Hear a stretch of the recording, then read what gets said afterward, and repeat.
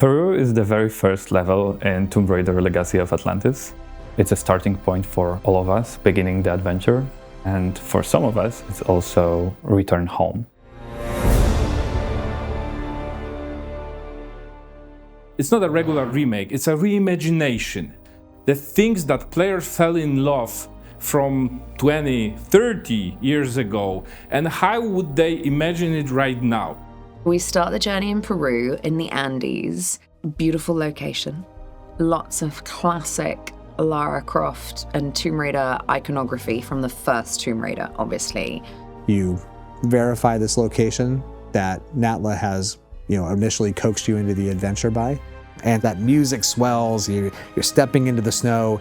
It's that classic globe-trotting adventure beat where you're like, cool, I'm in a new space, and what's going to be behind the next corner? I remember very well the very first intro in the mountains in Peru. That was like one of my strongest memories with her. And from there, it's going in and discovering the story of this lost Incan world and this battle that they had with the invading conquistadors as you're trying to find the Tomb of Qualopec.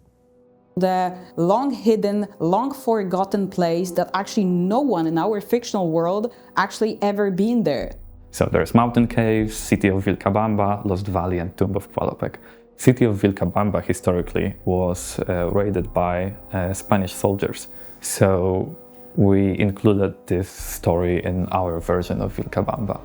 Even starting in mountain caves, you may notice like a battlefield, and the gate actually served as, a bastion for Incan people to hold against the Spanish. But historically, they got in, right? So as you go through the various tunnels and caves, you will notice signs of struggle, of fight, of traps being triggered by the Spanish soldiers, and all of those subplots present in the environment.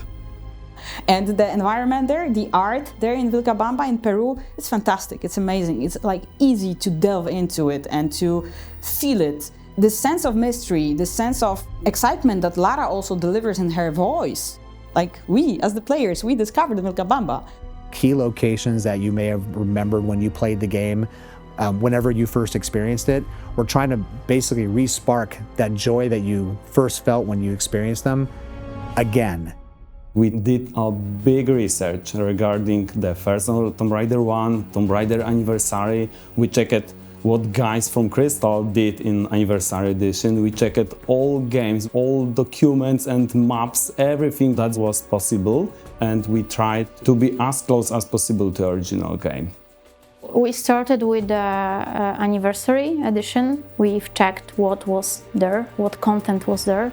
We've recreated the levels with the usage of Unreal Engine possibilities. We wanted to show beautiful vistas, for example. We wanted to open them as much as possible.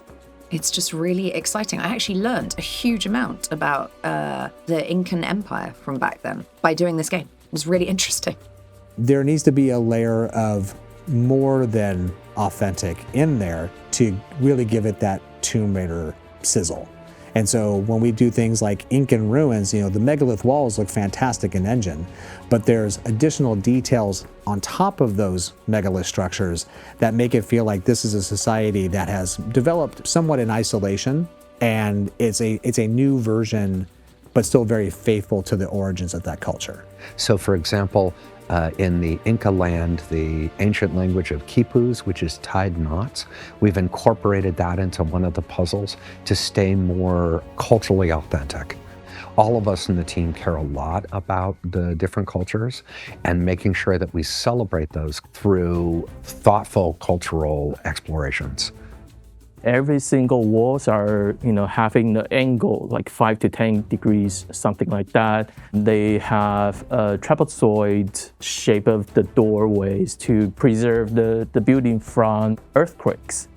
We leaned heavily into the historical Incan architecture when we were designing the levels. So in a way, also affected our traversals and such, because there were certain limitations to what we can add and what we shouldn't. If you squeeze your eyes and if you try to remember when you played Peru, it's literally all green. we can try to bring this memory. So we use a lot of plants, a lot of greenery through the level, and that's our key color that we want to use. Everything is similar to original game, but in our reimagined version. To make sure people feel that it is the same Lara that it was 30 years ago, but a little bit different. As you progress through the level, you start noticing that, hey, some things are out of place. They don't really belong here, but they are part of this Incan structure here. As you go through the level and then you encounter dinosaurs and you're like, what's up with that? And then you enter the tomb of Qualopec and you start noticing, there's even more weird stuff going on. I definitely want to see live reactions to all of the areas we designed and how people receive them. So I'm super curious how fans and how players react to it. Peru is a combination of work of very talented people who put a lot of their effort into this, including me. And I remember playing this game as a kid for the very first time. I hope the feeling that caught me back then is the one that you will get playing this one. Now, what would you hope to discover in Peru? Begin your adventure and pre-order Tomb Raider Legacy of Atlantis now.